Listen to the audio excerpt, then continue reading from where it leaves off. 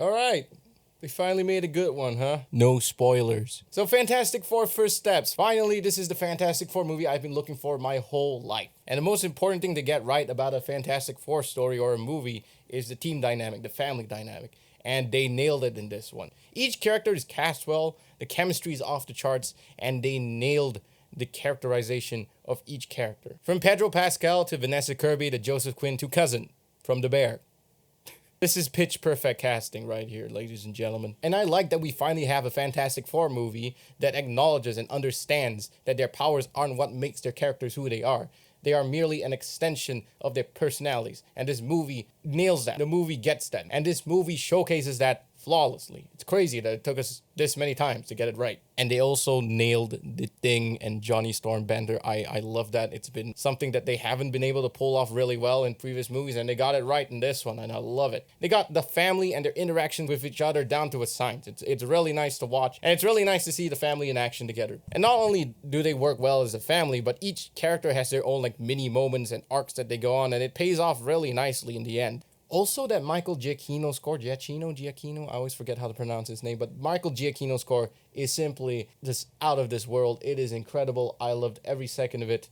And Michael Giacchino's in the GOAT category of film composing, for sure. And it also helps that this movie is like probably the best looking MCU movie in like ever. And we need more movies like Fantastic Four, like Superman, that have an aesthetic, that have a vision, and they go for it, and they're unapologetic, and they really just stick to it. And I love that. We need more comic book movies like this. What can I say? Movies are back, baby. But as for problems, I do have a few. They might come off as a bit nitpicky. So this movie, quite like Superman, drops you right into the middle of an established like comic book world. Superheroes are already around. I mean, the Fantastic Four is around, but they're just like Superman. The first act can fly by really fast. It can feel a bit jarring to latch onto these characters as fast as the movie propels you in that first act. But once you get on, you get on board. It's a pretty nice ride from then on out, but the first act can be a bit jarring to get into. And also onto Galactus. While Galactus looks and sounds incredible, and that intro scene to Galactus is like an MCU all-timer,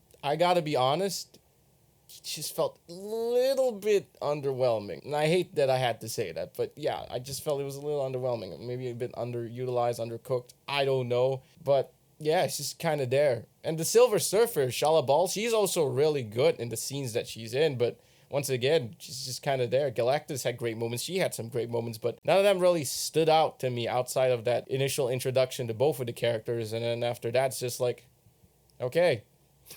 Without getting into too much spoilers, I kind of wish the family dynamic would have grew and evolved in a different way. What we got was pretty good. They do grow as a family, like outwards and inwards, sort of, but because this movie is trying to set up the future of this universe and the MCU and all that, this movie kind of has the family focused around one thing, and I just wish that maybe the story was a bit dynamic and have them grow in a different way. Just food for thought. Like, I would have liked something like a different story to have really tested that family dynamic and have them grow stronger as a bond. They do grow, but it's just not.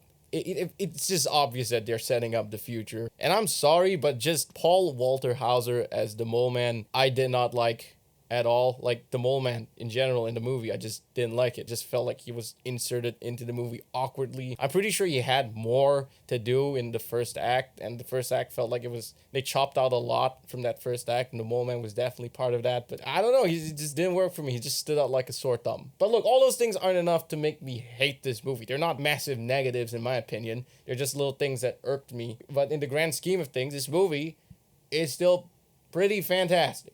Say that again? Let's bring it back to the positives. The best thing I can say about this movie is that it feels nothing like an MCU movie. And that's not me disrespecting the MCU. The MCU has given me and so many of us so many pleasant memories. No, I mean that as this movie doesn't feel tethered to anything. It doesn't feel like anything in the MCU, and that's a good thing because this movie is able to explore and try different styles, aesthetics. It all serves the story and the characters, and ultimately, that's what we want, isn't it? A great story told with a unique vision, done just right. Can I just also say, like, what a summer it has been for movies, and like movie fans and comic book movie fans especially.